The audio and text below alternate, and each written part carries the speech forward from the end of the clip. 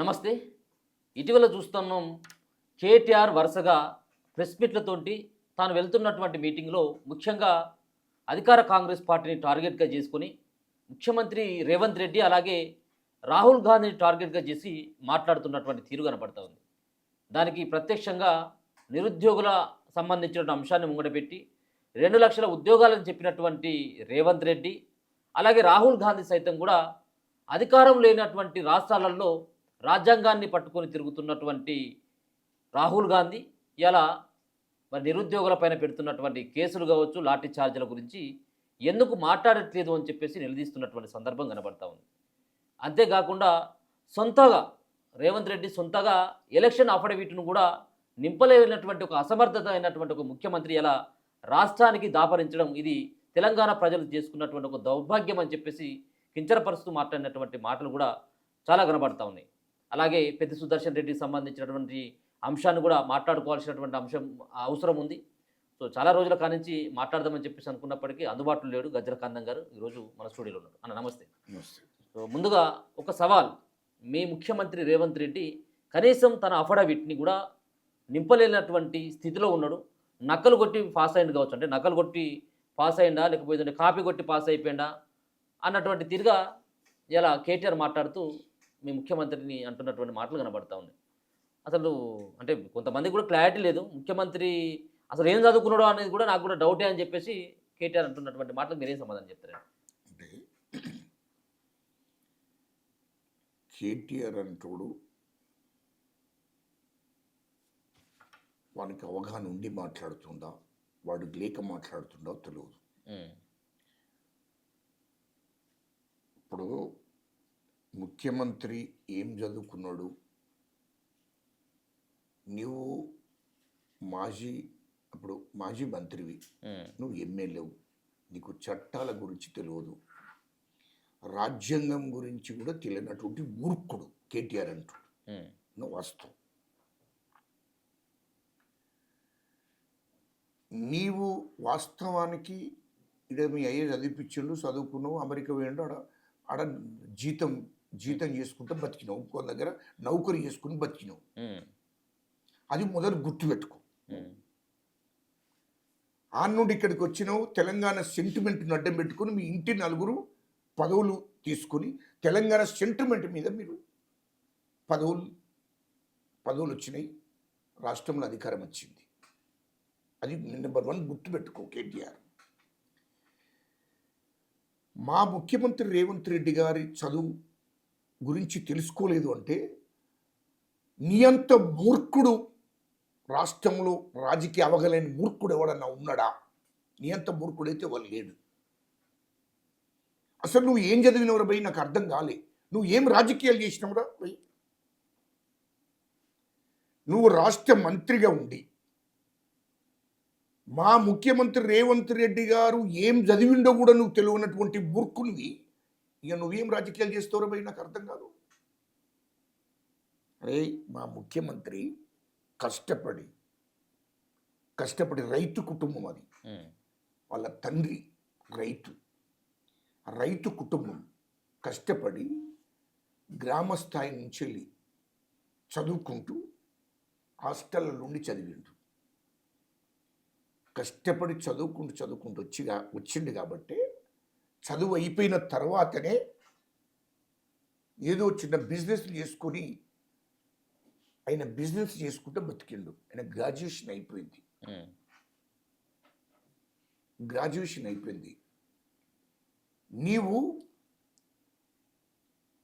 నీవు అది కూడా తెలుసుకోకపోతే ఇక నీ అంత మూర్ఖుడు ఎవరు లేడు. ఆయన చదువుకున్నాడు, అఫిడవిట్ నింపుతాడా అంటే చిల్లర అంటే రోడ్ల పుంట తాగి తినేటువంటి పోరాలను కూడా మాట్లాడరు. అంత చిల్లరగా మాట్లాడుతుంటే అసలు నిన్ను ఎవడు పట్టించుకుంటారా భయ్? నాకు అర్థం కాదు. అంత చిల్లరగా లెక్క ఎందుకు రా భయ్ మాట్లాడు? అసలు నువ్వు నీ గురించి మాట్లాడడానికే సిగ్గు అనిపిస్తుంది. మేనర్స్ ఉండి మాట్లాడరా భయ్ నువ్వు. అదేవిధంగా నీవు అనుకునేది రే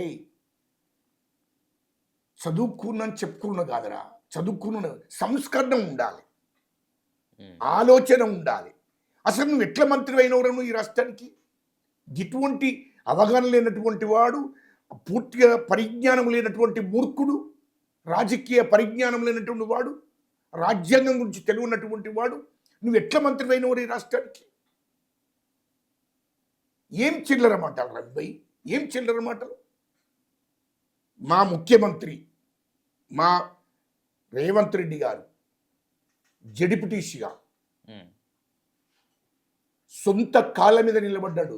కేటీఆర్, అరే లుచ్చే నా కొడుక, నీ లెక్క వచ్చి అయ్య పేరు చెప్పుకొని, తెలంగాణ సెంటిమెంట్ పేరు చెప్పుకొని, తెలంగాణకే నేను పుట్టినట్టు తెలంగాణ సెంటిమెంట్ ఉపయోగించుకొని గెలుస్తుడు కాదు. నా ప్రజలను మభ్యపెట్టి మోసం చేసి రాలే మా ముఖ్యమంత్రి. మా ముఖ్యమంత్రి కష్టపడి సొంతగా జడిపిటీసీ గెలిచాడు, సొంతగా ఎమ్మెల్సీ అయిండు. అదేవిధంగా అప్పుడు టీడీపీలో పోయి ఎమ్మెల్యే అయిండు. ఎమ్మెల్యే తర్వాత నీ గవర్నమెంట్లో మా మా రేవంత్ రెడ్డి గారు దమ్మున్న నాయకుడు రవి. నీ గవర్నమెంట్లో మీ అయ్య ముఖ్యమంత్రి, నువ్వు మంత్రిగా ఉండద్దా? మలకదీరి పార్లమెంట్ ఎంపీ అయిండు. దమ్మున్న నాయకుడు రా, మొగోడు రాబోయి ఉమ్, ఎంపీ అయిండు. తర్వాత పిసిసి అధ్యక్షుడు అయిండు, తర్వాత ముఖ్యమంత్రి అయిండు. అంచెలంచెలుగా నా కొడుకు అడ్డొచ్చిన నా కొడుకులను తొక్కుకుంటా ఉమ్, వచ్చిండు. నీ అటువంటి వాళ్ళను కేటీఆర్ మీ దొర సామ్రాజ్యాన్ని కూల్చివేసి, మీ దొడ గడిలను పగలగొట్టి ఈ రాష్ట్రానికి ముఖ్యమంత్రి అయిండ్రా కేటీఆర్. ఇది మొగోని లక్ష్యం. గిరేం మాట్లాడుతున్నావు భయ్, నాకు అర్థం కాలే. నువ్వు ఆ చరిత్ర ఏం చరిత్ర ఇది? నీ అయ్యది నీది ఏం చరిత్ర? నీకు ఒక మాటలు చెప్పాల, నీ ఏంటిది చరిత్ర చెప్పు. నీ అయ్య ఎక్కడి నుండి వచ్చిండ్రా భయ్? నీ అయ్య దుబాయ్ బ్రోకర్, ఉమ్, దుబాయ్ బ్రోకర్, పాస్పోర్ట్ల బ్రోకర్ నీ అయ్య. ఏంటిరా చరిత్ర ఇది? చరిత్ర నాకు చెప్పు. మీ అయ్య దుబాయ్కి పంపిస్తా అని పేదవాళ్ళ దగ్గర, మధ్యతరగతి వాళ్ళ దగ్గర 5,000, 10,000, 50 ఏళ్ళ కిందట 5,000, 10,000 తీసుకొని నేను మిమ్మల్ని అందరు దుబాయ్ పంపిస్తాని 100 మందిని మోసం చేసి ఎవరిని దుబాయ్ పంపకుండా డైరెక్ట్ పోయిన ఢిల్లీలో తలదాచుకుంటే అక్కడ మా కాంగ్రెస్ పార్టీ నాయకుడు, ఉమ్, అప్పుడు ఎంపీ సత్యనారాయణ రావు గారు, చొక్కరావు గారు, నీతి నిజానికి మారుపేరు వాళ్ళది. వారు నిన్ను వాళ్ళ దగ్గరికి పోయి కాళ్ళు మొక్కితే, మీ కేసీఆర్ అంటాడు కాళ్ళు మొక్కితే ఇక్కడ కేసులు కాకుండా చూసి సత్యనారాయణరావు గారు, చొక్కరావు గారి కాళ్ళు మొక్కితే అప్పుడు నువ్వు ఇక్కడ యూత్ కాంగ్రెస్ ఉపాధ్యక్షుడిగా ఇచ్చింది మీ అయ్యకు కేసీఆర్. ఆ తర్వాత ఇక్కడికి వచ్చి ఎన్టీ రామారావు పార్టీ పెట్టగానే తెలుగుదేశం పార్టీకి పోయాడు. మొదలు ఓడిపోయాడు, వెనక సినిమాల్లో గెలిచిండు. ఇది మీ అయ్య చరిత్ర. అప్పుడు ఎన్టీ రామారావు పుణ్యాన ఆయన పెట్టిన భిక్ష, తెలుగుదేశం పార్టీ పెట్టిన భిక్ష మీ అయ్య కేసీఆర్. ఆయన మూలంగా ఎన్టీ రామారావు మూలంగా ఎమ్మెల్యే అయ్యిండు, తర్వాత డిప్యూటీ స్పీకర్ అయ్యిండు మీ అయ్య. ఎన్టీ రామారావు పెట్టిన భిక్ష రాబోయి ఏది మర్చిపోతున్నావా? రెండవది ఏంటిరా ఈ చరిత్ర మీ అయ్యది. ఉమ్, ఒక తాగుబోతు మధ్యాహ్నం నుంచి రాత్రి 12 దాకా తాగిండు. అది మొత్తం మందికి తెలిసిన విషయమే. ఏంటి రమై మీ అయ్యే చరిత్ర? రెండవది 2001 టీఆర్ఎస్ పార్టీ పెట్టుకున్నాడు. తెలంగాణ కోసం, తెలంగాణ ప్రజల కోసం పెట్టుకోలే. అరే ఎప్పుడు కూడా గుర్తుపెట్టుకో కేటీఆర్, మా అయ్య తెచ్చిండు అని అంటే నాలుకే ఘోషిస్తాం నా కొడుక.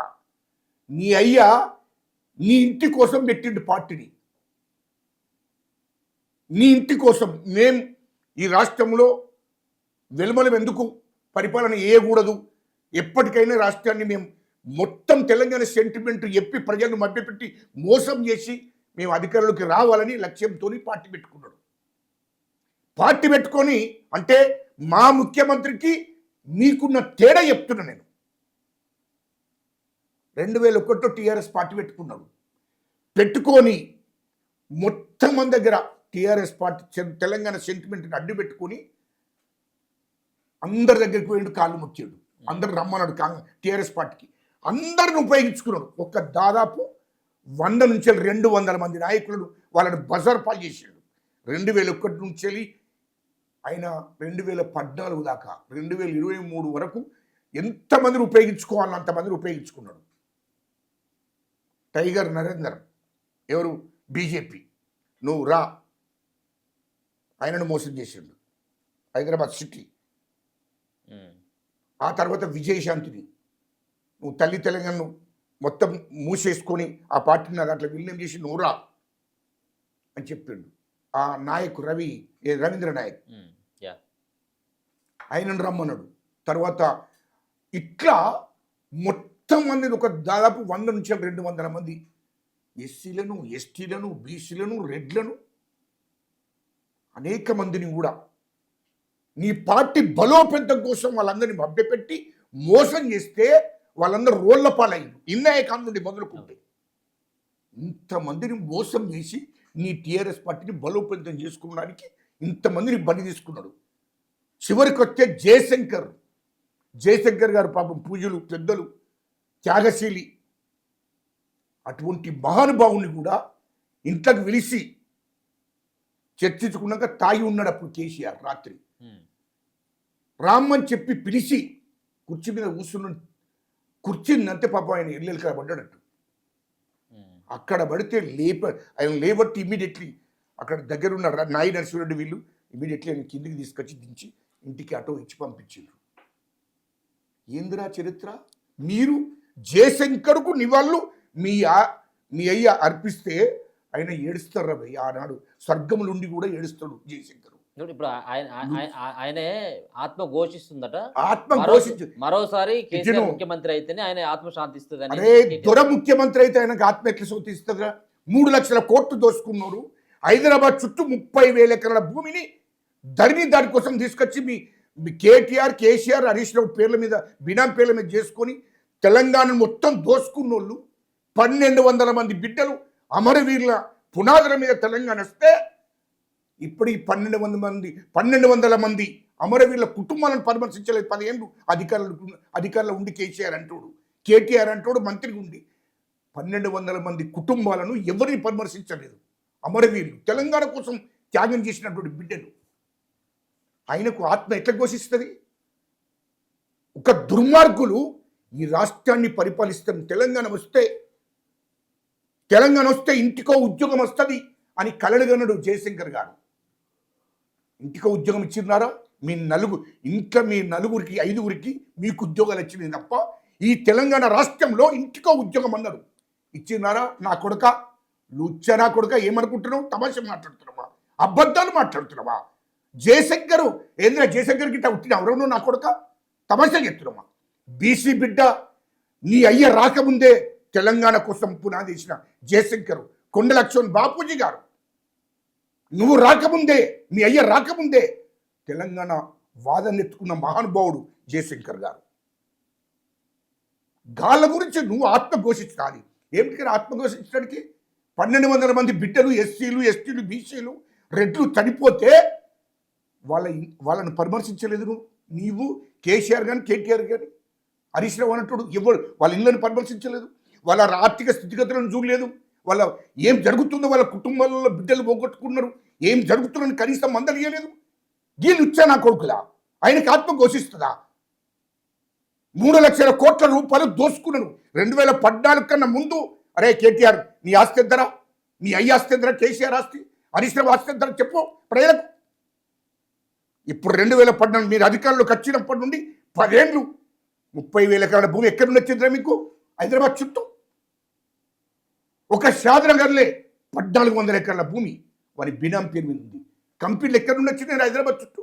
హోటళ్ళు ఎక్కడి నుండి వచ్చినాయి? హైదరాబాద్ నిర్మించినాయి, బినాం పేర్ల మీద నిర్మించారు. నువ్వు అమెరికాలో పెట్టే 40,000 కోట్లు ఎక్కడి నుండి వచ్చినాయిరా? లండన్లో పెట్టే 25,000 కోట్లు ఎక్కడి నుండి వచ్చినాయి? కేటీఆర్ నీకు ఎక్కడి అవి? దుబాయ్లో పెట్టినాం, ఎక్కడి నుండి వచ్చినాయిరా 30,000 కోట్లు? వీటి గురించి ఫస్ట్ ప్రయోజనం చెప్పరా భయ్? పైసల అహంకారంతో మాట్లాడుతున్నాడు. డబ్బున్న అహంకారం ఉన్నది వానికి అహంకారంతో మాట్లాడుతున్నాడు. అహంకారంతో మాట్లాడుతున్నాడు. ఈ చరిత్ర మాకు తెలుసు. ఇయ్యలో కేసీఆర్ ఏం చేసిండో 2001 నుండి ఇంతమందిని బలి తీసుకున్నాడు. 2001 నుండి 2009 వరకు, 2009 నుంచి వెళ్ళి 2014 దాకా ఒక్కటి గుర్తుపెట్టుకోండి. దయచేసి మీ మీడియా ముందు, అనిల్ గారు మీ మీడియా ముందు చెప్తున్నా నేను, మీ మీడియా వాళ్ళు మాట్లాడినా, విశ్లేషకులు మాట్లాడినా, పరిశీలకులు ఎవరు మాట్లాడినా ఒక్కటి మాత్రం గుర్తుపెట్టకండి. విశ్లేషకులకు మరి ఏం తెలుసో తెలియదో నాకు తెలియదు, మీడియా మిత్రులకు కూడా ఏం తెలుసో తెలియదో నాకు తెలియదు. తెలంగాణ కోసం ఏం త్యాగం చేసి నాకు చెప్పండి, నేను చెప్తాను, దాని మీద నేను మాట్లాడతాను. పదవి ఏనన్నా తెలంగాణ టీఆర్ఎస్ పార్టీ పెట్టినప్పటి నుండి పదవి లేకుండా ఏనన్నా కేసీఆర్ ఉన్నాడా? నెంబర్ 1. పదవి లేకుండా హరీష్ రావు అన్నటువంటి ఏనన్నా ఉన్నాడా? 2004 నుంచి. ఇదే కేటీఆర్ గారు వచ్చినప్పటి నుండి వీరికి పదవి లేకుండా ఏనన్నా ఉన్నాడా? నాకు చెప్పండి. పదవులు లేకుండా తెలంగాణ కోసం ఏమైనా త్యాగం చేసిండ్రా? వీళ్ళు సెంటిమెంట్ను ఉపయోగించుకొని అధికారులు పదవులు పొందారు, పదవులతోని ఈ రాజ్యాన్ని ఏలాలని చూశారు, ఏలిండ్రు. ఏం నన్న త్యాగం చేశారు? కొండ లక్ష్మణ్ బాపూజీలాగా ఏమన్నా త్యాగం చేసిన ఆ పదవి లేకుండా. అదేవిధంగా జయశంకర్ గారు ఆ పూజలు ఆయనలాగా ఏమన్నా త్యాగం చేసిండ్రా? ఇప్పుడు ఉద్యమకారులు అని అంటే త్యాగాలు చేయాలి, కుటుంబాన్ని త్యాగం చేయాలి, వాళ్ళ పదవులను త్యాగం చేయాలి, తెలంగాణ జాతి కోసం ఉద్యమం చేయాలి. చేసిండ్రా మీరు? అరే లుచ్చన కొడుకులారా, 2001 నుండి నీ అయ్యా పదవులే ఉంటాడు, హరీష్ రావు అన్నట్టు పదవులే ఉంటాడు. మీరు ఉన్న మొత్తం మంది పదవులలోనే ఉన్నారు. హరీష్ రావు 2004లో కాంగ్రెస్తో పొత్తు పెట్టుకొని వాడు మంత్రి అయిండు, వార్డు మెంబర్ కూడా కానోడు మంత్రి అయిండు. కేసీఆర్ కేంద్రం యూపీఏ గవర్నమెంట్, మా యూపీఏ గవర్నమెంట్, మా సోనియా గాంధీ, మన్మోహన్ సింగ్ గారు మా ప్రధానమంత్రి గారు ఉండే ఆ గవర్నమెంట్లో కేంద్ర మంత్రి అయ్యిండు, కార్మిక శాఖ మంత్రి. తెలంగాణ సెంటిమెంట్ను ఉపయోగించుకొని అప్పుడు బ్లాక్మెయిల్ చేసి కేంద్ర మంత్రి పదవి తీసుకున్నాడు. ఇక నువ్వెట్లా త్యాగశీలివి? దేనికి త్యాగం చేసినావు? ఇక అంగస్ట్రైక్ చేసినట్టు ఆ దొంగ అంగస్ట్రైక్ అమర నిర్దీక్ష చేసినట్టు ఈ నుండి పోయిండు, అక్కడ టిఫిన్ చేసిండు కరీంనగర్లో, సిద్దిపేట కలిసి సిద్దిపేట నుంచి ఖమ్మం పోయినాక ఆకలి అవుతుందంటే 3 గంటలకే అయితే ఇడ్లీ వడ తిన్నాడు. మళ్ళీ ఆడ నుంచి వెళ్ళి నాకు ఇక్కడ మంచిగా లేదు, అరెస్ట్ చేయగానే ఆడ నుంచి ఏం చేసి నాకు వెళ్తూ మంచిగా లేదు అని చెప్పి మళ్ళీ ఆడ నుంచి ఇక్కడికి హైదరాబాద్ నిలుచుకొచ్చిండు. పొద్దున ఇడ్లీ వడ గ్లూకోజులు. ఇంకా నీ దొంగ దీక్ష కాకపోతే ఏం త్యాగం చేసినావు తెలంగాణ కోసం? పోనీ నీవు తెలంగాణ రాష్ట్రం కోసం కొట్లాడినప్పుడు తెలంగాణ కోసం నీ పదవులను త్యాగం చేసినవా? నేను తెలంగాణ వచ్చేదాకా నేను పోటీ చేయాలని కేసీఆర్ కానీ, హరీష్ రావు కానీ, కేటీఆర్ కానీ వాళ్ళ కుటుంబంలో వాళ్ళన్నా మేము తెలంగాణ వచ్చేదాకా పదవులే తీసుకోం అని ఇట్లా త్యాగం చేసి ఉద్యమం చేసిందా చెప్పాలి. మరి అది లేదే. ఒకడు ఎమ్మెల్యే, ఒకడు మంత్రి, ఒకడు ఎంపీ కాంగ్రెస్తో పొత్తు పెట్టుకుంటారా? మంత్రి పదవులు తీసుకుంటారు. మళ్ళీ 2009లో టీడీపీతో పొత్తు పెట్టుకున్నారు, పదవులు తీసుకుంటారు. అరే మీరు ఎన్నడన్నా పదవులు లేకుండా మీ ఇంట్లో ఎవడన్నా ఉంటే ప్రజలకు చెప్పండి. ఇప్పుడు మీరు 2 లక్షల ఉద్యోగాలు ఇస్తామని చెప్పిండ్రు. ఇక్కడ రాహుల్ గాంధీ గారు కూడా ఇక్కడికి వచ్చిండు. అవును, ఇది కేటీఆర్ అయినా ఇంకెవరైనా అంటే ఆ గవర్నమెంట్లో ఇవ్వలేదని చెప్పేసి మీరు ప్రశ్నించవచ్చు. కానీ మీరు ఇస్తానన్నటువంటి ఉద్యోగాల ఆయన అడుగుతున్నటువంటి దానికి మీరు సూటిగా స్టేట్ వాడికి మేము జవాబు చెప్పాల్సిన అవసరం లేదు. వాడు పెద్ద తెలంగాణ మోసకుడు, ద్రోహుడు కేటీఆర్ అంటాడు. వాళ్ళకన్నా చెప్పండి, నిరుద్యోగులకన్నా చెప్పండి. ఎందుకంటే ఇంటికో ఉద్యోగం ఇస్తారన్నారు, ఇయ్యలేదు తెలంగాణ మొత్తం. తర్వాత నిరుద్యోగ వృత్తి ఇస్తానన్నారు, ఇవ్వలేదు. దళితుడిని ముఖ్యమంత్రి చేస్తానన్నాడు కేసీఆర్ అంటాడు, చేయలేదు. 3 ఎకరాల భూమి ఇస్తానన్నారు, ఇవ్వలేదు దళితులకు. తర్వాత రైతుకు రుణమాఫీ చేస్తారని చెప్పాడు, ఎట్ ఎ టైం రుణమాఫీ చేస్తాడు. 10 ఏళ్ళలో రుణమాఫీ చేయలేదు రైతులకు. మా ముఖ్యమంత్రి రేవంత్ రెడ్డి గారు వచ్చినాక రుణమాఫీ చేసింది. ఒక్కటి రేషన్ షాపులో సరుకులను వాడు 10 ఏళ్ళు ఉన్నాడు, పేదవాళ్ళకు రేషన్ సరుకులే ఇవ్వలేదు, మోసం చేసిండు. ఇంకొకటి రెండవది, తెలంగాణ రాకముందు తెలంగాణ ఉద్యమకారులను అందరిని కూర్చునబెట్టి, నేను దానికి కీలకంగా నేను ఉన్నప్పుడు అందరిని కూర్చునబెట్టి, లేదు బీసీలు, ఎస్సీలు, ఎస్టీలకు మొత్తం తెలంగాణ వచ్చడానికి అందరికీ భాగస్వామ్యం చేద్దాం. తెలంగాణ ప్రభుత్వంలో ఖచ్చితంగా మనం చేతుకు తెలంగాణ వస్తే మనది ప్రభుత్వం వస్తుంది, అందరం భాగస్వామ్యం పోయి పరిపాలన చేద్దాం అమరవీరుల కుటుంబాలు తెలంగాణ ప్రజలందరికీ కూడా సేవ చేసుకునే భాగ్యం కలుగుతుంది, మీరు నన్ను నమ్మండి అని చెప్పి నమ్మించాడు, మోసం చేశాడు. ఇవన్నీ తప్పులు నీ అయ్యనే చేసింది కదా, కేసీఆర్, కేటీఆర్, హరీష్ రావు మీదే చేసింది కదా. ఇప్పుడు మమ్మల్ని అడుగుతున్నారు, మీరు 10 ఏళ్లలో మీరు మోసం చేసింది ఆయనకి సిగ్గుండాలే కేటీఆర్ అంటుంది. ఇక విద్యార్థులను పట్టుకొని ఇక ఇందిరా పార్కు దగ్గర దీక్ష ఏదో ఒక్కరోజు నిరసన కార్యక్రమం చేసిండు. ఏమరా కేటీఆర్, సిగ్గున్నాదని నీకు? నేను 10 ఏళ్ళు మొత్తం తెలంగాణలో ఉన్న ధర్నా చౌకులన్నీ నిషేధించారు. కేసీఆర్ ముఖ్యమంత్రిగా, కేటీఆర్ మంత్రి, హరీష్ రావు మంత్రి. 10 ఏళ్ళు తెలంగాణలో విద్యార్థులు ధర్నా చేసుకోవద్దు, యువత ధర్నా చేయొద్దు, నిరుద్యోగులు ధర్నా చేయొద్దు, రైతులు ధర్నా చేయొద్దు, ప్రజలు హక్కులను అడగడానికి ధర్నా చేయొద్దు. మొత్తం నిషేధం పెట్టి తెలంగాణ మొత్తం ఉక్కుపదం మోపిండు కేసీఆర్ ముఖ్యమంత్రిగా ఉంది. ఇది వాస్తవమే కదా. విద్యార్థులు రోడ్డు మీదకి వస్తే వాళ్ళని ఉక్కుపదం మోపి కేసులు పెట్టిండు వాళ్ళ మీద. నిరుద్యోగులు రోడ్డు మీద కట్టే వాళ్ళ మీద కేసులు పెట్టిండు, జైలుకు పంపించిండు.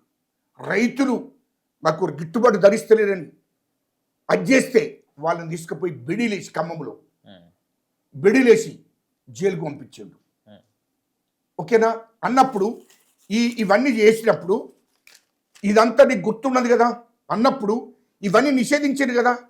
మళ్ళీ మా రేవంత్ రెడ్డి గారు ముఖ్యమంత్రి అయినాక, మా కాంగ్రెస్ ప్రభుత్వం వచ్చినాక తెలంగాణలో ఉన్నటువంటి అన్ని ధర్నా చౌకలన్నీ నిషేధం ఎత్తివేసి ప్రజలకు స్వేచ్ఛనిచ్చారు. ప్రజలు హక్కుల కోసం మీరు వచ్చి ధర్నాలు చేసుకోవచ్చు, రస్తారోకోలు చేసుకోవచ్చు.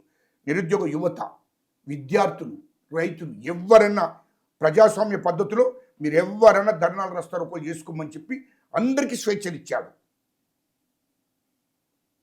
ఏదైతే కేటీఆర్ నిషేధించిండు, ఏదైతే కేసీఆర్ నిషేధించి ఈ ధర్నాలు చేసుకోవద్దన్నాడు, అదే నిషేధించిందని మా ముఖ్యమంత్రి రద్దు చేస్తే అదే ఇందిరా పార్కులు పోయి విద్యార్థులతోని నిరసన నిలిపి సిగ్గు అనిపించాలి కదా భయ, మీరు సిగ్గు అనిపించాలి కదా. మరి ఆ 10 ఏళ్ళు ఏ విద్యార్థులు కూడా ఇందిరా పార్కు దగ్గరికి వచ్చి ధర్నాలు, రస్తారోకోలు, నిరసన నిలపద్దని చెప్పినోడే మా నిషేధాన్ని మా ముఖ్యమంత్రి ఎత్తివేసినాక గడబోయి ధర్నా చేసినట్టు సిగ్గు అనిపించాలి కదా నీకు. ఇప్పుడు ఒకవేళ కనుక మీరు ఇస్తానన్నటువంటి ఉద్యోగాలు ఇచ్చినట్టయితే అక్కడ దానికి ఆయన ఒకటి ఇప్పుడు ఆడికి వస్తున్నా. నీవు 10 ఏళ్లలో విద్యార్థులకు 10th ప్రశ్నపత్రాలు లీక్ చేసిండ్రు. నీ గవర్నమెంట్ కదా, ముఖ్యమంత్రి కేసీఆర్ ఉన్నావు, నువ్వు మంత్రి ఉన్నావు కదా. 10th విద్యార్థులు వాళ్ళ భవిష్యత్తును ఆగం చేసిండ్రు. ఆనాటి ముఖ్యమంత్రి కేసీఆర్, కేటీఆర్ పేపర్ లీకేజ్ జరిగినాయి. అప్పుడు రెండోది ఇంటర్మీడియట్ ప్రశ్నపత్రాలు లీకేజ్ చేసిండ్రు. తర్వాత గ్రూప్ 2 ప్రశ్నపత్రాలు లీకేజ్ చేసింది. అది కేసీఆర్ ముఖ్యమంత్రి ఉన్నప్పుడే కదా, నువ్వు మంత్రి ఉన్నప్పుడే కదా. లుచ్చగిరి పనులన్నీ మీరు చేసిండు. ఇంకోటి గ్రూప్ 1 ఎగ్జామ్స్ పాపం కష్టపడి కూలీనాలు చేసుకొని కష్టపడి ఇక్కడికి వచ్చి 10 ఏళ్ళు గ్రూప్ 1 ఎగ్జామ్స్ రాస్తావు. వాళ్ళ అచ్చుడు, కష్టపడడం, రూములు తీసుకోవడం, హాస్టల్ ఉండడం, నానా తిప్పలు పడి పేదవాళ్ళు, మధ్యతరగతి వాళ్ళు ఎగ్జామ్స్ ప్రిపేర్ అయ్యి వస్తే ప్రిపేర్ అయినరు ఎగ్జామ్స్ రాత్రి పోంగా ఈ 5-6 రోజుల ముందు వీడు కేసీఆర్, కేటీఆర్ వాళ్ళ మనుషులను పెట్టి కోర్టుకు పంపించి మొత్తం గ్రూప్ 1 ఎగ్జామ్స్ 10 ఏళ్ళు ఆపిండ్రు. ఎవరికి గ్రూప్ 1 పోస్టులు ఇవ్వలేదు. మళ్ళా మా కాంగ్రెస్ ప్రభుత్వం వచ్చినాక మా ముఖ్యమంత్రి రేవంత్ రెడ్డి గారు ఇమీడియట్ గ్రూప్ 1 ఎగ్జామ్స్ పెట్టి ఇమీడియట్ వాళ్ళకి పోస్టింగ్లు ఇచ్చేసిండు. ఇది చెప్తున్నా.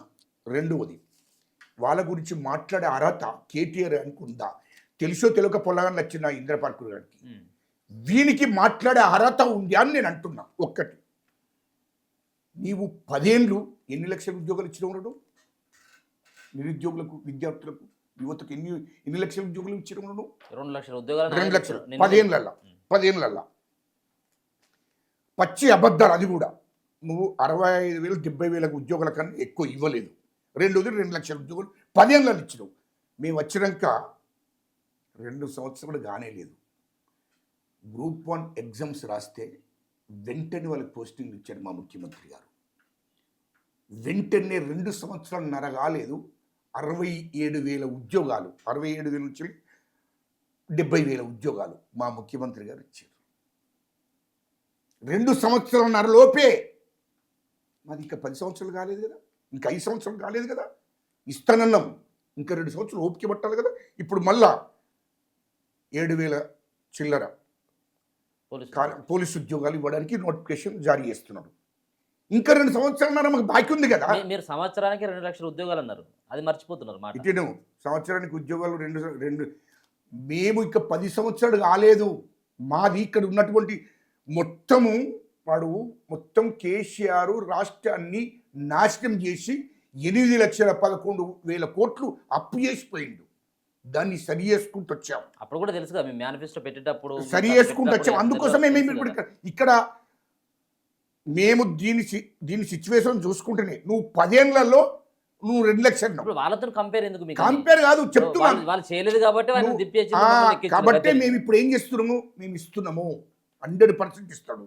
ఇంకా 2 సంవత్సరాలు 2.5 సంవత్సరాలు మాకు బాకీ ఉంది కదా, ఇంకా 2 సంవత్సరాలు ఉంది. 100% 2 సంవత్సరాలు కాదండి, మీరు చెప్పిందే 1 సంవత్సరానికి 2 లక్షల ఉద్యోగాలని. 2 సంవత్సరాలు 2 లక్షల ఉద్యోగాలు కాదు. లేదు అట్లా మనిషి ఒక మాట మీద మారిస్తే సంవత్సరానికి 2 లక్షల ఉద్యోగాలు అంటే 5 సంవత్సరాలు 10 లక్షల ఉద్యోగాలు. సంవత్సరంలో మేము 2 లక్షల ఉద్యోగాలు భర్తీ చేస్తాం. అది తర్వాత విషయం.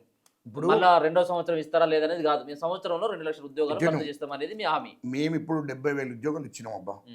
చెప్తున్నాం ఇవన్నీ నేను చెప్పాం, ఇవన్నీ చెప్పాం. 70,000 ఉద్యోగాలు ఇచ్చాం. ఓకే, గ్రూప్ 1 ఎగ్జామ్స్ రాసిన పోస్టింగ్లు ఇచ్చేసాం. 10 ఏళ్ళు పెట్టిండు, పెండింగ్ పెట్టిండు. కాబట్టి మేము వచ్చినాక వెంటనే మా ముఖ్యమంత్రి గారు ఎగ్జామ్స్ పెట్టాడు. అందరు రాసుకున్నారు, అందరు రాశారు, పాస్ అయ్యారు. వాళ్ళందరికీ పోస్టింగ్ కూడా ఇవ్వడం జరిగింది. రెండోది, ఇప్పటికీ 70,000 ఉద్యోగాలు ఇవ్వడం జరిగింది. మళ్ళీ పోలీస్ కానిస్టేబుల్ ఇప్పుడు మళ్ళీ నోటిఫికేషన్ ఇవ్వడానికి సిద్ధంగా ఉన్నాం. తర్వాత నెక్స్ట్ ఇది అయిపోగానే తదుపరి మళ్ళీ యువతకు కావాల్సిన ఉద్యోగాలు మళ్ళీ నెక్స్ట్ మళ్ళీ నోటిఫికేషన్ జారీ చేస్తారు. ఇట్లా అంచెలుగా ఇమీడియట్లీ చేస్తున్నాం. నియామకాలు జరుగుతాయి 100%. జరగకపోవడం అనేది ప్రసక్తే లేదు. కాంగ్రెస్ పార్టీ ఇచ్చిన హామీలు, మా ముఖ్యమంత్రి గారు ఇచ్చిన హామీలన్నీ ఖచ్చితంగా ఇంకా 2 సంవత్సరాలు నిలబడబోతున్నాయని చెప్తున్నా. ఢిల్లీలో రాహుల్ గాంధీ గారు మోడీ ఇంటి దగ్గరికి వెళ్ళి ధర్నా చేసి సో జెన్జీ వాళ్ళకి కూడా మద్దతు తెలిపారు. సో వాళ్ళ పైన లాఠీ చార్జ్ ఎట్లా చేస్తారు, భాష వాయుగోళాలు ఎట్లా చేస్తారని చెప్పి. మరి ఇక్కడ కూడా రేవంత్ రెడ్డి ప్రభుత్వం అంటే మీ ప్రభుత్వంలో కూడా ఇటీవల చూస్తాం అరెస్టులు అవుతా ఉన్నాయి, పిల్లలంతా రోడ్డు మీదకి వస్తూ ఉంటే తీసుకుపోయి పోలీస్ స్టేషన్లో పెడతా ఉన్నారు, రాత్రి వరకు కూకోబెడుతున్నటువంటి సిచ్యువేషన్ కనబడతా ఉన్నాయి. సో వీటన్నిటిని బేస్ చేసుకొని కేటీఆర్ ఏమంటాడంటే, అంటే ఏ రోజు కూడా ఎగ్జామ్స్ అంటే విలువలు తెలియనటువంటి రేవంత్ రెడ్డి, గోడలకు సున్నాలు వేసుకున్నటువంటి రేవంత్ రెడ్డి ఇలా రాష్ట్రానికి ముఖ్యమంత్రి అయ్యిండు. పరీక్షల గురించి విద్యార్థుల యొక్క విలువలు తెలిపోయి రాహుల్ గాంధీ ఎందుకు వచ్చి ఇక్కడ మాట్లాడడు అనేది ఆయన క్వశ్చన్. విద్యార్థుల గురించి విలువలు, నువ్వు విద్యార్థుల గురించి విలువలు నేర్చి ఏం చేసినవారు? 10 ఏళ్ళు నేను అడుగుతున్నా. 10 ఏళ్ళు ఏం చేసినావు? ఏం బీకినావు? 10 ఏళ్ళు విద్యార్థుల గురించి బాగా చదువుకున్నావు కదా, బాగా చదువుకున్నావు చెప్తున్నావు కదా. ఎంత గ్రూప్ 1 ఎగ్జామ్స్ ఎందుకు రాయనీయలేదు, ఎందుకు వాళ్ళకు పోస్టులు ఇవ్వలేదు? మరి 10 ఏళ్ళల్లో నేను అడుగుతున్నాను నీకు, ఎందుకు ఇవ్వలేదు? రెండోది, 10th క్లాస్ ప్రశ్నపత్రాలు ఎందుకు లీకేజ్ అయినాయి? ఇంటర్మీడియట్ ప్రశ్నపత్రాలు ఎందుకు లీకేజ్ అయినాయి? గ్రూప్ 2 ప్రశ్నపత్రాలు ఎందుకు లీకేజ్? నువ్వు చదువుకునేవు కదా రవి, నువ్వు బాగా చదివిందని చెప్తున్నావు కదా. మా ముఖ్యమంత్రి గారు వచ్చినాక ఏమన్నా పేపర్ లీకేజ్ చూసినావా? మా ముఖ్యమంత్రి రేవంత్ రెడ్డి గారు వచ్చినాక ఏనన్నా చిన్న పేపర్ లీకేజ్ జరిగిందా? ముఖ్యమంత్రి గారు అంటే చిత్తశుద్ధితో ఉన్నాడు. విద్యార్థుల మీద, యువత మీద, ప్రజల మీద చిత్తశుద్ధితో పనిచేస్తున్నాడు. అధికారులను చాలా జాగ్రత్తగా ప్రజలకు మనం సేవ చేయాలి, విద్యార్థులకు యువతకు సేవ చేయాలనే లక్ష్యంతో ముందుకు పోతున్నాడు.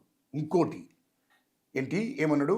ఇంకోటి ఏంది, మా ముఖ్యమంత్రి గారు చదువుకున్నాడు కాబట్టి నువ్వు చదువుకొని ఇప్పుడు చదువుకున్నా చెప్తున్నావు, నీకు జ్ఞానం లేదు. చదువుకుంటే లాభం ఏంది రే? చదువుకుంటే లాభం ఏంది? చదువుకున్నా అని చెప్తున్నావు, చదువుకుంటే లాభం ఏంది?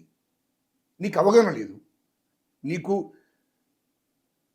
విద్యా వ్యవస్థ మీద నీకు అవగాహన లేదు, నీకు అలాంటి పరిజ్ఞానం కూడా లేనటువంటి వాడివి, నీకు రాజ్యాంగం మీద అవగాహన లేనటువంటి వాడివి, చట్టాల మీద అవగాహన లేనటువంటి వాడివి. మా ముఖ్యమంత్రి గారు అన్నిటి మీద అవగాహన ఉంది. ఇంకోటి, విద్యార్థుల మీద కేసులు పెట్టినా మా ముఖ్యమంత్రి అయినప్పటి నుండి విద్యార్థులంతా ధర్నాలు చేస్తున్నారు. లా అండ్ ఆర్డర్ ప్రాబ్లం కాకుండా పోలీసులు అరెస్ట్ చేసి తీసుకుపోయి మళ్ళీ పంపించేస్తున్నారు. ఒక్కల మీద కూడా కేసులు అయినాయా? నీ గవర్నమెంట్లో విద్యార్థుల మీద, ఉద్యమకారుల మీద అనేక మంది మీద కేసులు, రైతుల మీద కేసులు, జైలుకు పంపించారు. కానీ మా ముఖ్యమంత్రి గారు ఏ విద్యార్థులు ఎవరు ధర్నాలు చేసినా జస్ట్ లాండ్ ఆర్డర్ ప్రాబ్లం కాకుండా చూసుకోండి, తీసుకుపోయి కూర్చొని పెట్టి పంపిస్తున్నారు. ఒక్కరి మీద కూడా కేసు కాలేదు. ఇది మా ముఖ్యమంత్రి గారి చిత్తశుద్ధి. మీరు అంటారు కదా, ఇంతమంది విద్యార్థులు వచ్చి దాన్ని మీరు చేస్తారని నేను అంటలేను. వాళ్ళ హక్కు ప్రజాస్వామ్య పద్ధతిలో వాళ్ళ హక్కు. అది వాళ్ళ హక్కులను కారరాశి అధికారం ఎవరికి లేదు. ఏ ప్రభుత్వం డిమాండ్ సరైందా? 100% వాళ్ళ డిమాండ్ సరి అయిందే. వాళ్ళ హక్కులు కరెక్టే. వాళ్ళ హక్కులను కాలు రాయలేదు మా ప్రభుత్వం. వాళ్ళ హక్కుల కోసం వచ్చే ధర్నా చేసి అక్కడ లాండ్ ఆర్డర్ ప్రాబ్లం కాకుండా ముందస్తుగా పోలీసులు అరెస్ట్ చేసి తీసుకుపోతారు ఎవరినైనా. ఎప్పుడు ఎంత పెద్దోళ్ళైనా ఎంత చిన్నోళ్ళైనా, ఏ గవర్నమెంట్ ఉన్నా లాండ్ ఆర్డర్ ప్రాబ్లం కాకుండా తీసుకుపోతారు. కానీ వాళ్ళ భవిష్యత్తును నాశనం చేయలే. వాళ్ళ మీద లాఠీచార్జ్ చేసి, వాళ్ళ మీద కేసులు పెట్టి, వాళ్ళ మీద అనేకమైన నిర్బంధం పెంచి జైలుకు పంపలేమే. మేము మాది అట్లా కాదు. లాండ్ ఆర్డర్ ప్రాబ్లం కాకుండా పిల్లలకి ఏం జరగకుండా శాంతియుతంగా వాళ్ళని తీసుకుపోయి మళ్ళీ ఇంటికి పంపించేసేయండి అని చెప్పి మా ప్రభుత్వం చేసింది. అంతే తప్ప ఎవరి మీద కూడా కేసులు. కానీ కేసీఆర్ ముఖ్యమంత్రి ఉన్నప్పుడు అనేక మంది మీద కేసులు, అనేక మంది మీద, తెలంగాణ ఉద్యమకారుల మీద కేసులు పెట్టిండు, విద్యార్థుల మీద కేసులు పెట్టిండు, రైతుల మీద కేసులు పెట్టిండు, మందకృష్ణ లాంటి వాళ్ళను అరెస్ట్ చేసి జైలుకు పంపించిండు, మీడియా మీద కేసులు పెట్టిండు. ఇంతకెందుకు తీర్మాన్ మల్లయ్య మీద కూడా కేసులు, ఎన్నో కేసులు అయినాయి, రఘు గారి మీద కూడా కేసులు, ఎన్నో కేసులు అయినాయి. ఇట్లా ఎన్నో అరెస్టులు చేసిండు, అక్రమ అరెస్టులు. కోదండరామ్ గారిని ఇంటి మీద పోలీసులు పోయి తలుపులు వలుగొట్టి అరెస్ట్ చేయడానికి సిద్ధపడ్డాడు. ఇంకా ఇంతకన్నా ప్రూఫ్ ఏం కావాలి వాడికి? వాడు ఏం ఆలోచించి మాట్లాడుతున్నాడు? అందుకోసమే మా ముఖ్యమంత్రి గారిని మాట్లాడే ముందు 1కి 10 సార్లు ఆలోచించి మాట్లాడు. నీ అయ్య చరిత్ర తెలియంది కాదు, నీ చరిత్ర తెలియంది కాదు. ఇంకొకటి, రెండో విషయం, ఇయాలో పెద్ది సుదర్శన్ రెడ్డి గారు అక్కడ అనారోగ్యం దాని మీదనే మాట్లాడదాం అనుకుంటున్నాను. ఆ మృతి పైన కూడా చాలా మంది ఆర్ఎస్పీ మాట్లాడిండు, హరీష్ రావు మాట్లాడిండు, కేటీఆర్ మాట్లాడి, ఇంకా బీఆర్ఎస్ వాళ్ళు చాలా మంది మాట్లాడారు. సో ఆయన చాలా మీ గవర్నమెంట్ ఒత్తిడి తీసుకొచ్చింది, గన్మెన్లను తీసేసింది, ఏదో కేసులు ఇరికిచ్చేందుకు ప్రయత్నం జరిగింది. సో అందుకే ఆయన ఒత్తిడికి లోనైపోయి గుండెపోటుకి కారణమైనటువంటిది కాంగ్రెస్ పార్టీ, అందుకే ఆయన చచ్చిపోయింది అనేది వాళ్ళ వాదన. బీఆర్ఎస్ పార్టీకి సంబంధించి అలాంటి అబద్ధాలు, మోసాలు, ముచ్చగిరి మాటలు మానుకోవాలి. కేటీఆర్ గారైనా, హరీష్ రావు అయినా, వీడు ప్రవీణ్ కుమార్ అయినా జ్ఞానం లేనటువంటి మూర్ఖులకు ఎవరేం చెప్పలేడు. పెద్దిరెడ్డి గారు మాజీ ఎమ్మెల్యే, వాళ్ళ గవర్నమెంట్లు కూడా ఇవ్వలకు, ఎమ్మెల్యేలకు, మాజీ ఎమ్మెల్యేలకు గన్మెన్లను ఇవ్వలే. వాళ్ళు 10 ఏళ్ళు గవర్నమెంట్ ఉండి మాజీ ఎమ్మెల్యేలకు ఇవ్వలే, మాజీ మంత్రులకు కూడా గవర్నమెంట్ని తీసేసిండ్రు. అది వాళ్ళు తీసేసినప్పుడు అయ్యో ఎందుకు తీసేసినారని కూడా మా మాజీ మంత్రులు, మా మాజీ ఎమ్మెల్యేలు అడగలేపు. అది ఆటోమేటిక్గా తీసేస్తారు కూడా. పెద్దిరెడ్డి గారిని ఎప్పుడు కూడా అరెస్ట్ చేయలేదు, పోలీస్ స్టేషన్లో పెట్టలేదు. ఆయన వ్యక్తిగతంగా ఏమన్నా ప్రాబ్లమ్స్ ఉంటే, ఆయన ఎవరికైనా అప్పులు కానీ ఏదైనా డిస్టర్బెన్స్ ఉంటే వాళ్ళు చూసుకున్నారు. గవర్నమెంట్ ఎప్పుడు కూడా ఆయనని ఇబ్బంది పెట్టలేదు. పోనీ అరెస్ట్ చేసినట్టు చూపించండి. పోనీ అక్కడ ఎస్పీకి చెప్పి ఆయన అరెస్ట్ చేయమని చెప్పింది చూపించండి. పోనీ అక్కడ డిఎస్పీకో, ఎస్పీకో, లేకుంటే సిఐకో చెప్పి పెద్ద సుదర్శన్ రెడ్డిని అరెస్ట్ చేయండి అని చెప్పింది ప్రూఫ్ ఇయ్యండి రా భయ్. మీరు ప్రూఫ్ ఇయ్యండి రా భయ్. ఇప్పుడు చిన్న వ్యక్తిగతంగా ఎవరికైనా ఉంటాయి. ఆయన వ్యక్తిగతంగా ఏమన్నా అప్పులు తీసుకున్నా, కుప్పలు చేసినా, లేకుంటే ఏం చేసుకున్నా కూడా చిన్న లోకల్ వాళ్ళకు సంబంధించినవి. అది సహజం. ఎందుకు మరి ఈ సంబంధించిన మీ పార్టీ పైన నెట్టేసేటువంటి ఎందుకంటే వాళ్ళు ముచ్చానా కొడుకులు, సాక్ష్యాలు ఉండయి, నోటి మాట చెప్తారు. ఇప్పుడు నేను అంటున్నా కదా, నీకు దమ్ముంటే ఇప్పుడు ఎస్పీకి గిట్ట ఏమన్నా గవర్నమెంట్ వాళ్ళు, మా మంత్రి కానీ, మా అక్కడ ఉన్నటువంటి ఎమ్మెల్యే కానీ ఆయన మీద ఏదైనా కంప్లైంట్ చేసి ఆయన అరెస్ట్ చేయమని చెప్పుకుంటే ప్రూఫ్ ఇవ్వనండి, రికార్డు చూపించు. పెద్ద సుదర్శన్ రెడ్డి గారు ఒక ఉద్యమకారుడు. మా ప్రభుత్వము శత్రువును కూడా ప్రేమించే రకం మా ముఖ్యమంత్రి గారు. అట్లంటే రాష్ట్రం మొత్తం అనేక మంది ఉన్నారు. బీఆర్ఎస్ గవర్నమెంట్ ఉన్నప్పుడు మంత్రులు, ఎమ్మెల్యేలు చాలా అక్రమాలు చేశారు. 1000 కోట్లు, 100 కోట్లు సంపాదించారు. చాలా మందిని, యువతను, విద్యార్థులను అనేక మంది మీద ఉక్కుపాదం మోపారు. కక్ష సాధింపు ధోరణితో అరెస్ట్ చేయాలంటే మా ముఖ్యమంత్రి గారు ముఖ్యమంత్రి అయినాక విత్ 6 నెలల్లో వీళ్ళందరినీ అరెస్ట్ చేయిస్తుంది. కానీ అది కాదు. ప్రజల కోసం పనిచేయాలి, అనవసరమైన టైం వేస్ట్ చేయకూడదు, వీళ్ళ మీద కక్ష సాధింపు ధోరణి వ్యవహరించకూడదని చెప్పి మా ముఖ్యమంత్రి గారు ఎవరి మీద కూడా అలాంటి ఆలోచన చేయలేదు. పెద్ది సుదర్శన్ రెడ్డి గారి మీద ఒక కేసు కూడా మా ఎమ్మెల్యే కానీ మా మంత్రి కానీ ఎవరు కూడా మీరు అరెస్ట్ చేయండి లేకపోతే ఆయన కేసులు పెట్టండి చెప్పలేదు. కేసులు కూడా లేవు కూడా. అక్కడ ఏదైనా వ్యక్తిగతంగా ఊళ్ళే కానీ ఆ మండలంలో కానీ ఆయనకు సంబంధించిన పడనోళ్ళు ఇక మాకు డబ్బులు ఇవ్వాలి ఈ ఆస్తి తీసుకున్నాడు అని వాళ్ళకి వాళ్ళు ఏదైనా చేసుకోవచ్చు లోకల్ తప్ప, అది ఎవడు అన్యాయం చేసినా రేపు ఎవరు చేసినా ఏ ఎమ్మెల్యే చేసినా ఎవరు ఏ ప్రజాప్రతినిధి చేసినా కంప్లైంట్ చెప్తారు, దానికి సమాధానం అక్కడ లోకల్ జరిగింది. అక్కడ ఎమ్మెల్యే కూడా దృష్టిలో ఉండేది ఇట్లాంటి వాళ్ళకి వాళ్ళు అది వ్యక్తిగత వ్యవహారాలు, దానికి సంబంధం లేదు. రెండవది, పెద్ది సుదర్శన్ రెడ్డి గారు చనిపోయినాక అనారోగ్యం ఉన్నప్పుడే అర్జెంటుగా మా ముఖ్యమంత్రికి తెలియగానే అక్కడి నుండి ఇక్కడికి హైదరాబాద్ యశ్వంత్ దాకా క్లియరెన్స్ చేయించాడు డీజీపీ గారికి చెప్పి. గంట 10 నిమిషాల లోపల ఇక్కడికి వచ్చింది యశోద హాస్పిటల్. అంత క్లియరెన్స్ చేయించాడు పోలీసుని పెట్టి. డీజీపీ గారికి ఇప్పించి మొత్తం పోలీస్ అక్కడి నుండి ఇక్కడ దాకా యశోద హాస్పిటల్ దాకా ఆయన చేరుకునే దాకా కూడా లైన్ క్లియరెన్స్ చేయించాడు.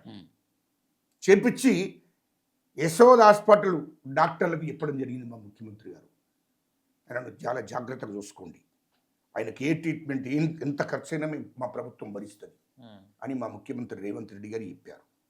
రెండవది, ఇంకో విషయం చెప్తున్నా, సుదర్శన్ రెడ్డి గారు చనిపోయినాక ఆయన దాన సంస్కారాలు కూడా మాజీ ఎమ్మెల్యే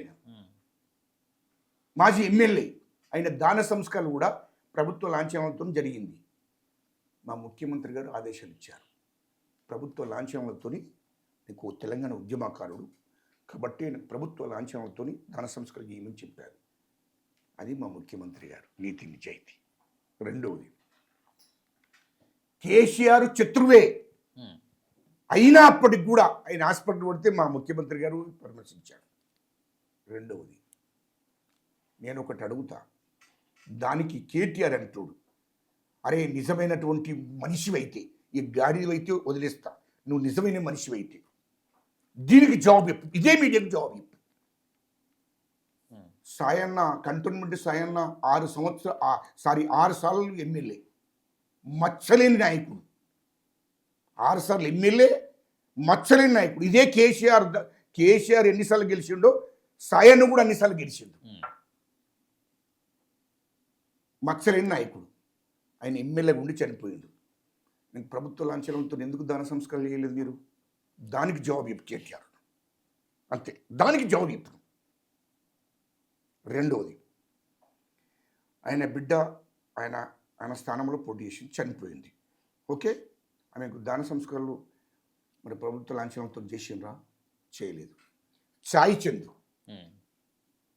ఆయన నామినేటెడ్ పోస్టు, తెలంగాణ ఉద్యమకారుడు, నీ పార్టీ బతికి బట్టగట్టి గెలిచింది అంటే ఆయన పాటల మూలంగానే, సాయి చంద్ పాటల మూలంగా. తెలంగాణ ఉద్యమకారుడు, విద్యార్థి దశ నుండే నువ్వు తెలంగాణ ఉద్యమకారుడు. అటువంటి ఉద్యమకారుడు నీ పార్టీకి మొత్తం ఆయన చెమట ఆయన కష్టం అంతా ఉంది. ఆయన చనిపోతే ఎందుకు ఆయన ప్రభుత్వ లాంఛనంతో దాన సంస్కారం చేయలేదు? దీనికి జవాబు ఇప్పుడు కేటీఆర్. లుచ్చానా కొడుకులారా, దళితులనే ఆలోచన చేసి మీరు దళితుల మీద కక్ష గట్టి, దళితుల మీద ఒక విషాన్ని గట్టి మీరు దళితులని చిన్న చూపు చూసి దళితులను అవమానపరిచి మీరు ప్రభుత్వ లాంఛనాలతో దాన సంస్కారం చేయలేదే? ఎందుకు చేయలేదు అడుగుతున్నా. అంటే దొరవు నువ్వు కాబట్టి దొర అహంకారంతో నీకు నిలువెల్ల విషయమే ఉంటుంది కాబట్టి మీరు ఎస్సీలను ఎస్టీలను బీసీలను మీరు చిన్న చూపు చూస్తారు కాబట్టి మీ ప్రభుత్వంలో ఎందుకు దాన సంస్కారం చేయలేదు? మీ ప్రభుత్వం అప్పుడు ఉన్నది కదా, కేసీఆర్ ముఖ్యమంత్రి కదా, నువ్వు మంత్రివి కదా, తోటి ఎమ్మెల్యే చనిపోతే ప్రభుత్వ లాంఛనంతో ఎందుకు దాన సంస్కారం చేయలేదు? సాయిని చనిపోతే అలా బిడ్డ చనిపోయినప్పుడు ఎందుకు చేయలేదు? సాయి చందు చనిపోయిండు, ఆయన ప్రభుత్వంలో భాగస్వామి కదా, నామినేటెడ్ పోస్ట్ ఉన్నది కదా ఆయనకు, తెలంగాణ ఉద్యమకారుడు కదా, మరి ఆయన చనిపోతే మీరు ప్రభుత్వ లాంఛనంతో ఎందుకు చేయలేదు? మీ గవర్నమెంటే కదా. అంటే మీరు అంటది ఏంటి?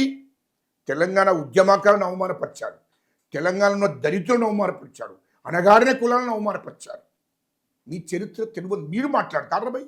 మీరు మాట్లాడతారా? దీనికి నువ్వు జవాబు చెప్పరా భయ్? మీడియా ముందంటే జవాబు చెప్పు. నా కొడుక ఇష్టం వచ్చినట్టు మా ముఖ్యమంత్రి గారిని నోటికి వచ్చినట్టు మాట్లాడుతున్నట్టే నాలుక గీరేస్తా. నా కొడుక నీకన్నా ఎక్కువ బూతులు వస్తాయి మాకు. నేను మొదలు పెట్టింది అనుకో, నువ్వు రాష్ట్రంలో ఎట్లా తిరుగుతావో నేను కూడా చూస్తాను ఈ సంగతి. తమాషాలు చేస్తున్నావా నువ్వు? రెండోది, కొండలక్ష్మణ్ బాపూజీ గారు 1969లో ఆయన మంత్రి పదవికి రాజీనామా చేశాడు. చేసి ఏమని ప్రమాణం చేశాడంటే, నేను ఈ తెలంగాణ రాష్ట్రం వచ్చేదాకా రాజకీయ పదవులు తీసుకోను, నేను తెలంగాణ రావడమే నా లక్ష్యం అని చెప్పి తెలంగాణ కోసం ఆయన ఉద్యమం చేసినాడు. దేశ స్వతంత్ర పోరాటంలో భాగస్వామి అయిన తెలంగాణ ఉద్యమం చేసినటువంటి వాడు. టీఆర్ఎస్ పార్టీ పెట్టుకున్నాక తెలంగాణ సెంటిమెంట్ మీద పార్టీ పెట్టుకున్నాడు కదా, పోనీ అని ఆయన ఇల్లు ఇచ్చాడు. అప్పటికే ఆఫీస్ దిక్కు లేదు, వీళ్ళకు ఉండడానికి ఇల్లే లేదు కేసీఆర్కు. అప్పుడు 2001లో కొండలక్ష్మణ్ బాపూజీ గారు మొట్టమొదలు చెట్ల కింద కూర్చుండి ఆఫీస్ నడుపుకుంటావా ఎందుకు అని చెప్పి ఆయన సొంత ఇల్లు ఇచ్చాడు టీఆర్ఎస్ ఆఫీస్కు. తెలంగాణ సెంటిమెంటు మాట ఇనే ఇల్లు ఇచ్చాడు. ఇల్లు ఇస్తే కొండలక్ష్మణ్ బాపూజీ గారు అప్పుడు కాంగ్రెస్ గవర్నమెంట్ 2013-14లో కాంగ్రెస్ గవర్నమెంట్. కొండలక్ష్మణ్ బాపూజీ గారు చనిపోతే కేసీఆర్ అంటూడు రాలే, కేటీఆర్ అంటూడు ఎమ్మెల్యే, అప్పుడు హరీష్ రావు అంటూడు రాలే, వీళ్ళు ముగ్గురు ఎవరు రాలేదు. కొండలక్ష్మణ్ బాపూజీ గారు తెలంగాణ ఉద్యమం కారుడు, తెలంగాణ కోసం త్యాగం చేసిన వ్యక్తి. ఆయన ఆస్త్రం త్యాగం చేశాడు. తెలంగాణ ప్రజలందరినీ ఏకం చేసిన చరిత్ర కొండలక్ష్మణ్ బాపూజీ గారికి ఉంది. కొండలక్ష్మణ్ బాపూజీ తర్వాతనే జయశంకర్ గారు. అంత పెద్ద ఉద్యమకారునికి చనిపోతే ఆనాడు కాంగ్రెస్ ప్రభుత్వం రాష్ట్రంలో ఉన్నది. ఆనాడు కూడా ప్రభుత్వ లాంఛనాలతోనే దాన సంస్కరణ జరిగినాయి. అర్థమైందా? కేసీఆర్ ఇంట్లో ఉంటాడు, కేటీఆర్ అంటాడు ఇంట్లో ఉంటాడు, హరీష్ రావు ఇంట్లోనే ఉంటాడు. ఈ నా కొడుకులు ఒక్కడు కూడా రాలేదు. అంటే ఒక బీసీ బిడ్డనే కదా, దాన సంస్కరణ జరుగుతూ ప్రభుత్వ లాంఛనాలతో చేసింది ఆయన దాన సంస్కరణ కూడా. అంటే కాంగ్రెస్ పార్టీకి కానీ కాంగ్రెస్ ప్రభుత్వానికి ఎంత చిత్తశుద్ధి ఉన్నదన్నట్టు. తెలంగాణ ఉద్యమకారుల మీద, దళితుల మీద, అణగారిన కులాల మీద ఎంత చిత్తశుద్ధి ఉంటే ప్రభుత్వ లాంఛనాలతో చేస్తుంది. ఈ నా కొడుకులు ఇంట్లో ఉండి కొండలక్ష్మణ్ బాపూజీ గారు చనిపోతే రాలేదు. నీకున్నదా మాకున్నదా చెప్పురబై కేటీఆర్? మా ముఖ్యమంత్రి రేవంత్ రెడ్డి గారు పెద్ది సుదర్శన్ రెడ్డి గారు చనిపోతే ప్రభుత్వ లాంఛనాలతో చేశాడు. గద్దరు చనిపోతే కూడా, ఉద్యమకారుడు గద్దరు చనిపోతే కూడా ప్రభుత్వ లాంఛనాలతో దాన సంస్కరణలు జరిగినాయి. గద్దరు అవార్డ్స్ ఇచ్చిండు, గద్దరు విగ్రహం పెట్టాడు. అంజశ్రీ చనిపోతే మా ముఖ్యమంత్రి ఉండి పెద్ద కొడుకులాగా పాడమోశాడు. అంజశ్రీ ఒక దళితుడు, గద్దరు ఒక దళితుడు. కానీ వాళ్ళని ఉద్యమకారులుగా గుర్తించి అంజశ్రీ చనిపోతే పాడమోసిండు. రాష్ట్ర ప్రజలందరూ కూడా చూశారు. ఆయనకు కూడా ప్రభుత్వ లాంఛనంతో దాన సంస్కరణ చేసిన అంజశ్రీ కూడా. అంటే దళితులను ఎంత గౌరవిస్తున్నట్టు ముఖ్యమంత్రి గారు. అదేవిధంగా తెలంగాణ ఉద్యమకాలను గౌరవిస్తున్నాడు, తెలంగాణ ఉద్యమకాలను ఆదుకోవాలని చెప్తున్నాడు. తెలంగాణలో ఉన్నటువంటి దళితులను, ఆదివాసులను, గిరిజనులను, అణగారిన కులాలను అందరినీ గౌరవించుకుంటూ అందరికీ సమానంగా సామాజిక న్యాయం జరిగిన లక్ష్యంతో మా ముఖ్యమంత్రి గారు పోతుంటే, మా ముఖ్యమంత్రి దాన్ని ఓర్చుకోలేక ఈ ఒక దొర కుటుంబమే. ఇంకో చూడండి, మీరు ఇక్కడ చూడండి, వాళ్ళే కేటీఆర్, హరీష్ రావు, కేసీఆర్, వీళ్ళు ముగ్గురు తప్ప ఇవాళ రాష్ట్రంలో వేరే వాళ్ళు విమర్శించే పరిస్థితి లేదు. ఈ నా కొడుకులు ఓర్చుకోలేకపోతున్నారు మా ముఖ్యమంత్రి గారిని. దళితుల పక్షాన ఉన్నాడు, బీసీల పక్షాన ఉన్నాడు, ఆదివాసుల పక్షాన ఉన్నాడు, గిరిజనుల పక్షాన ఉన్నాడు అని ఓర్చుకోలేక వీళ్ళందరికీ ఇట్లా ఇవన్నీ చేస్తున్నాడు, సామాజిక న్యాయం చేస్తున్నాడు అని చెప్పి కక్ష కట్టిరు. మీరు మీ గవర్నమెంట్ ఉన్నప్పుడు ఎక్కడన్నా ఈ తెలంగాణ ఉద్యమకాలు చనిపోతే మీరు పోయి మీ ప్రభుత్వం ఉన్నోడు ప్రభుత్వ లాంఛనాలతో దాన సంస్కారాలు చేశారా? పోనీ 1200 మంది బిడ్డలు తెలంగాణ కోసం త్యాగం చేసిండ్రు. వాళ్ళు చనిపోతేనే కదా నీకు తెలంగాణ రాష్ట్రం వచ్చింది. మరి పోయి ఎప్పుడన్నా పరామర్శించారా? అంటే నీకు మొత్తం ఏంటంటే తెలంగాణ విద్యార్థుల మీద, తెలంగాణ ఉద్యమకారుల మీద, తెలంగాణ దళితుల మీద, అణగారిన కులాల మీద, గిరిజనుల మీద, ఆదివాసుల మీద ఈ దొర కుటుంబం విషం జిమ్ముతుంది. రైట్. చివరిగా ఒక మాట, 119 నియోజకవర్గాల్లో ఇప్పటికిప్పుడు ఎన్నికలు జరిగితే మీ పార్టీకి ఎన్ని సీట్లు గెలుచుకోలేనటువంటి సత్తా ఉంది? ఈ 2.5-3 సంవత్సరాల మీ పరిపాలన చూశారు, జనాలు చూశారు. సో ఒక రకంగా పథకాలన్నీ కూడా ఇంప్లిమెంట్ చేసినామని చెప్పేసి మీరు చెప్తా ఉన్నారు. 119 నియోజకవర్గాల్లో ఇప్పటికిప్పుడు ఎన్నికలు జరిగితే మీ ఒపీనియన్ ఏంటి? 100 సీట్లు వస్తాయి, 100 సీట్లు వస్తాయి, 100 సీట్లు వస్తాయి. ఇప్పటికిప్పుడు ఎలక్షన్లు పెట్టినా 100 సీట్లు వస్తాయి. మరి ఓవర్ కదా ఇది 100%. నువ్వు రాసుకో, నేను చెప్తున్నా కదా 100 సీట్లు వస్తాయి అంటున్నా. రేపు డిలిమిటేషన్ అవుతే సరే ఇప్పుడున్నటువంటి ఇప్పుడు 2019లో 100 సీట్లు మాకే వస్తాయి. ఇప్పుడు ఎందుకు జేహెచ్ఎంసీ ఎన్నికలు వస్తున్నాయి కదా, వాళ్ళ దమ్ముంటే గెలువు అని చెప్పు. 3 మేయర్లు కాంగ్రెస్ గవర్నమెంట్ వస్తుంది, కాంగ్రెస్ వాళ్ళు వస్తుంది మేయర్లు, అది రాసుకోమని చెప్పు. మా ముఖ్యమంత్రి గారు మొత్తం అన్ని సిద్ధం చేశాడు, ప్రజలకు అందరికీ ఒకటి ఇచ్చేదాని మీద నెరవేరుస్తున్నాడు. 100కు 100% తెలంగాణలో ఉండే ప్రజలకు నమ్మకం ఉంది, హైదరాబాద్ నగరంలో ఉన్నటువంటి ప్రజలకు కూడా మా ముఖ్యమంత్రి గారి మీద గౌరవం ఉంది, నమ్మకం ఉంది. ఖచ్చితంగా 3 మేయర్లు మాయే కాంగ్రెస్. అది తప్పు అని దమ్ముంటే ఇప్పుడు గెలువను. ఇప్పుడు ఎమ్మెల్సీలో గెలవలేదు, స్థానిక సంస్థల్లో పోయిండు, అన్ని మొత్తం ఎలక్షన్ ప్రతి ఎలక్షన్లో ఓటమి చేసి ప్రజలు ఎవడు వీళ్ళని నమ్ముతలేరు. వాళ్ళు కూడా అంటా ఉన్నారు కదా, ఇప్పుడు వచ్చేటువంటి ఎన్నికలలో ఇక తాడుపేట తేల్చుకుంటాం, ఇక రేవంత్ రెడ్డి ఎట్ట గెలుస్తారో చూస్తాం మేము. చూసి రాలేవు.